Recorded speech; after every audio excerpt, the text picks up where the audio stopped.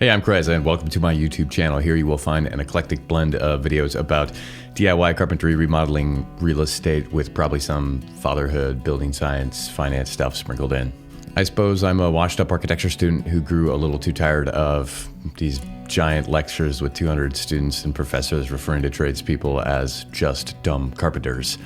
I was a little too curious to stay behind the drawing board and away from the tools, and had to get my hands dirty and see what exactly I was missing out on. One thing that you've undoubtedly found to be true if you've ever worked on a house, whether your own or someone else's, is that while we work to shape our houses, they also shape us back. We shape our work and our work shapes us. And it isn't always clear who gets the upper hand in this exchange. Sometimes it's for the better and sometimes, well, it's not.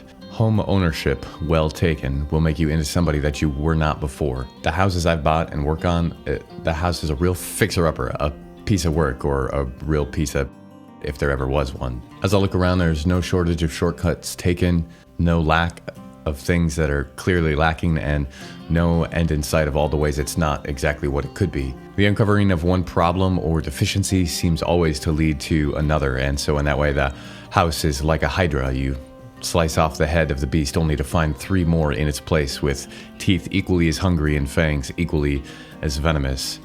And so it's easier to avoid stuff because there is a real risk in solving problems. The risk in solving problems in remodeling is that you end up with more problems, and ones you weren't hoping or expecting to find. If Forrest Gump's mother would have been a carpenter, she wouldn't have said life is like a box of chocolate. She would have said life is like a remodel. You open up some walls and you'd never know what you're gonna get.